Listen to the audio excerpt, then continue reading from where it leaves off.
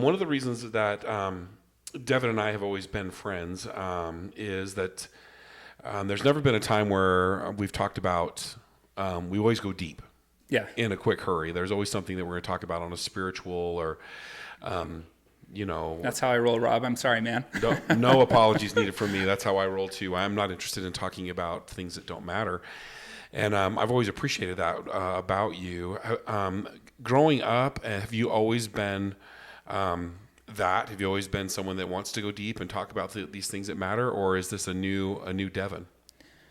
I would say it's a new Deven in the fact that no one got to experience that side of me. Because you were guarded. I was guarded, but I was also, and this is not, it's not a victim statement at all. But I was on the spectrum, and being on the spectrum, you see the world differently than other people, and you feel very alone, and that's just part of it. And I'm teaching my kids that it's okay to feel alone. It's okay to feel not like everybody else. And growing up with those feelings, I would have given anything to feel like everyone else. And what happened is I put on this mask, and most people that are on the spectrum or not on the spectrum put on the mask. I think it's a masculine energy condition. Right. I feel like it has to be. I don't know a single dude that feels 100% like I'm like everyone else. Right. The thing is when you have conversations like this, and the reason this is so important to me that we're having this talk, Deven, is because we have men that listen to our podcast, and the masculine condition is a common condition. We're all struggling to realize our worth. Yeah. We're all, maybe struggling is not the right word, but it's part of the journey. Yeah. Because once you start to realize that, you actually start to grow up. You start to give yourself a little bit of grace. You start to be more forgiving of yourself and others. Your edge kind of goes away. And some people are like, well, I don't want to lose my edge. Well, happiness comes with balance. Right. And you start to have this balance when you start to realize that I'm not the only one who thinks of worthiness or that thinks of fulfillment and happiness. Yeah. And so I appreciate these conversations because this is the condition. Mm-hmm. And the more men that know that can come out. Can I say that? Works. That come out with these feelings and it can admit it. I feel like they have an opportunity perhaps to find happiness. Well, I think what you guys are doing, these type of conversations are crucial, by the way. But what you're doing, you're chipping away at this false masculinity which has plagued our society for so long. And I think really where it comes down to, I have a really good friend that made this point, and I love it. He's actually you guys need to have him on your podcast, by the way. He's amazing. Make the introduction. We'd love that. I will. Yes. I will. So he has his master's in psychology, and he helps men access their true masculinity. And he said that he had a comment that really resonated with me. He said that our masculinity that we have been displaying in American cultural society has changed since the Iron Age or the Industrial Revolution. Because prior to the Industrial Revolution, we had men that were working with their children, with their boys, and they had direct connection with them, and they taught them what masculinity looks like, what protection looks like, what looks like to be a man, a father, and show up in this true masculinity, this protective masculinity. And then with the Industrial Revolution, men were off in the factories providing for their families, and women took on the role of teachers, parent, teaching these young men what masculinity looks like. And so I think he was spot on when he said this. We have an imposter of masculinity, and it's a plague that is plaguing our society.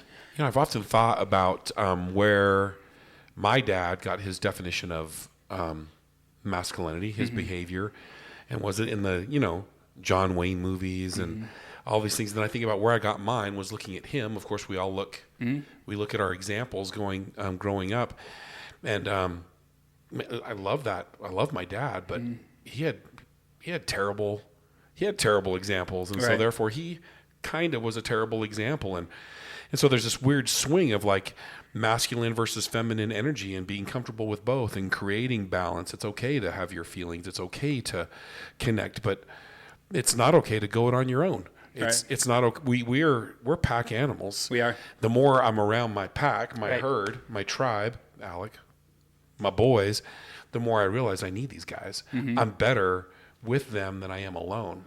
Right. And that's the human that's the human condition. It's been the human condition. We are genetically predisposed to be communal.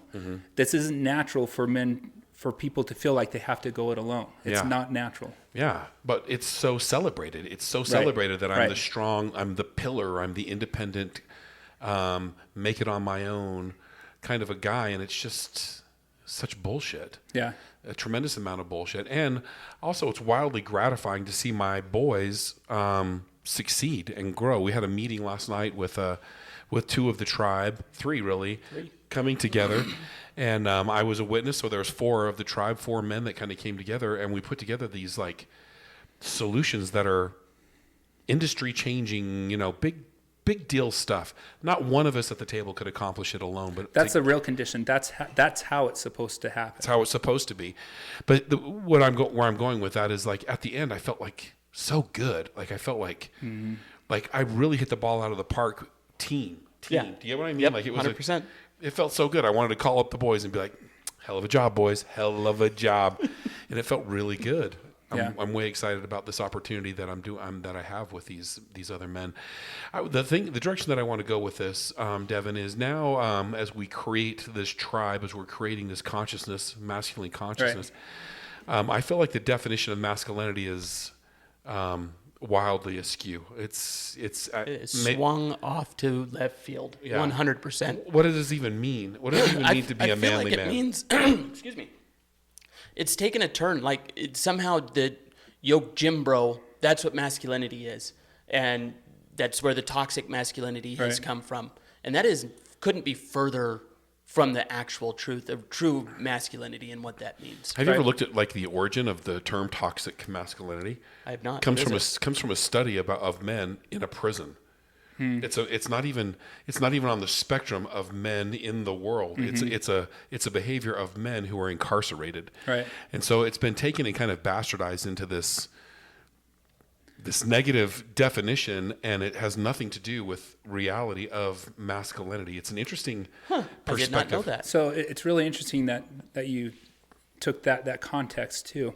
But think of our brains when we're in abundance, and think of our brains when we're in moments of scarcity.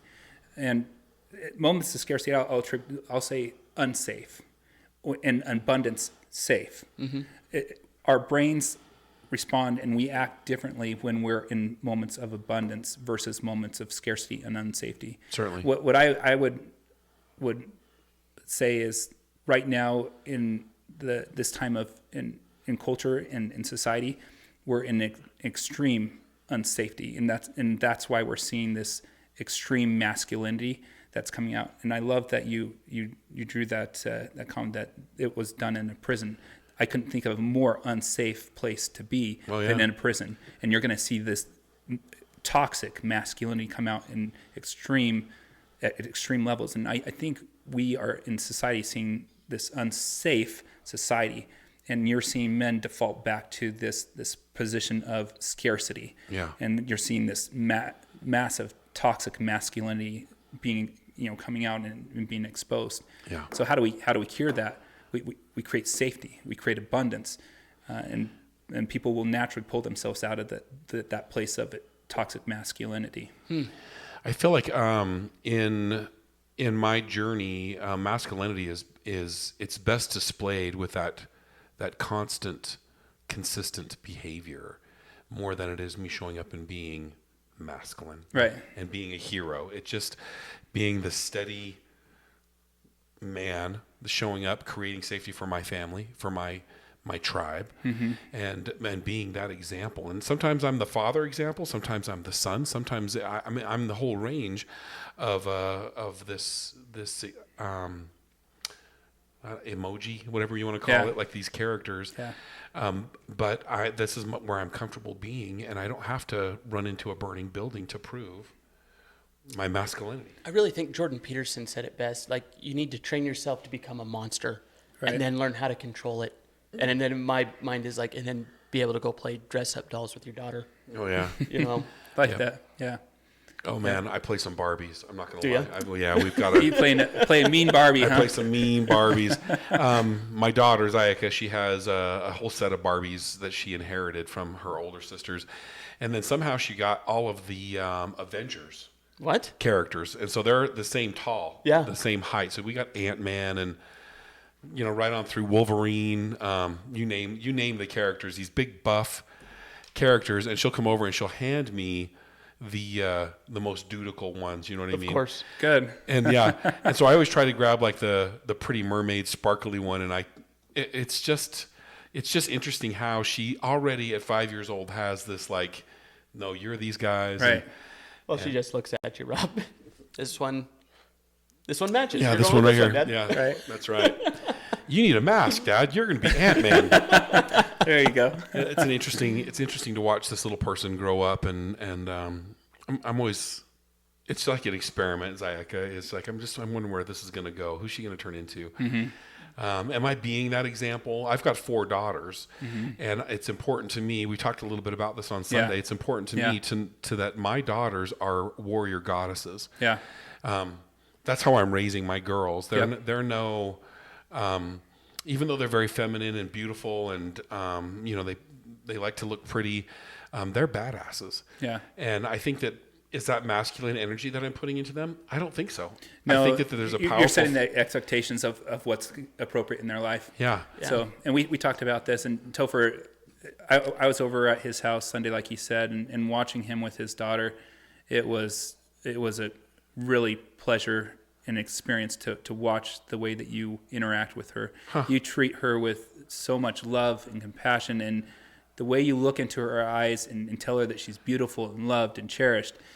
There is no man that's going to come into her life, and we talked about this on Sunday. There's no person that's going to be coming into her life where she's not going to see who he is right away, and if he doesn't treat her how you've treated her, she will not allow him to continue in her life. She'll knock him out. She will. She'll take him out of her life. Yeah. Thanks. I appreciate that. It's quite a compliment. I try my best to, with my daughters, I read a book, and I'll share it again. It's called Powerful Fathers, Powerful Daughters. And it is, I wish I would have read it 26 years ago when I had my first daughter, because it talks about the value of standing up and being that example and being that man and sharing my beliefs about God and about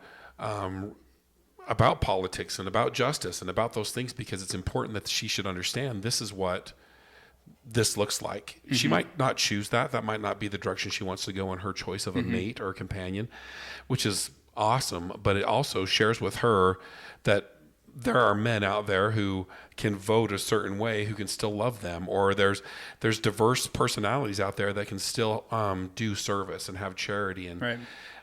You have to be kind of bold with these girls and not be their friend. My job is not to be my daughter's friend. My job is to be her father. And in that role, I take it very serious that she should know that she is a warrior goddess. And I refer to her that way. And when she speaks, I listen to what she has to say. I don't ignore her. I want her to feel heard and seen. And all these little things add up. They all add up. And I hope that my daughters can appreciate that as they become parents, and they can see they want to adopt into their children's life a strong, powerful role model. Right. Well, you can see the confidence in her, and you can see that she knows she matters, and that's not on her own. That's from the way that you guys have raised her. She knows that she matters. She knows that her opinion matters. She's strong and confident, and that's because the way that you guys have interacted with her. So what I'm trying to do in that effort is trying to cure the generational wound of worthiness. Do you get what I mean? I do. Where you and I were raised in a dogma, perhaps, that promoted a lack of worthiness. One day, if you do these things, then perhaps you may be worthy to receive happiness, abundance, love. And that's simply not the case. There's never been a doctor that pulled out a baby and held that baby and said quick to the nurse, quick, bring me worthiness. We're born with a tremendous amount of worthiness. We have this innate power, this warrior goddess or God that's in us, and it's programmed out of us. Right. And so growing up, in my perspective as a man, is to relearn who you are and carry that mantle with respect. I don't want to be a douche about the fact that I'm a king. I'm a king. And I have responsibilities as a king. And my kingdom is my little family, and my family deserves a righteous, loving king. Yeah. Not to rule. I want to be clear about that. I'm not there to rule, but I'm there to preside and make sure that things are managed in a way that they are raised in a healthy environment. Provide structure, provide protection, provide the safety net that is there. But everything, in my mind, what you just laid out, that is masculinity. The fact that you have the ability to take, and you're conscious of, how's this little girl perceiving things, and what can I do to help, for lack of a better word, program her through these things, and seeing beyond yourself. That is what masculinity is. Our job is to take care of everyone around us. And what's more, and I don't mean to run away with the interview in this direction, but when I'm in my kingly role, when I remember that my divine nature is a powerful man, when I'm in that place, my wife loves me more. She wants that. She needs that from me. When I forget my role and I'm spending all my time trying to please her, become a sycophant, try to, and I do have to love her. I do have to take care of her. Her love language is service, but to serve her, I don't have to give up my role as that strong position. We in marriage have been led to believe that my job is to make sure you as my spouse is happy, and then we lose our personalities in that effort. And the truth is that if you lose your masculinity in trying to make your wife happy, she will resent you. Right. And oftentimes it leads to divorce. And after those people that are divorced, and I see this again and again and again, the people that are divorced wonder, who the heck am I anyway? I've given up my whole identity to this marriage. And the truth is that your identity should come first. If you can take care of yourself as a man, as a woman, and you're that attractive, beautiful woman that the man fell in love with, that will never go away. But the minute you start to try hard to make someone else happy, you lose your power.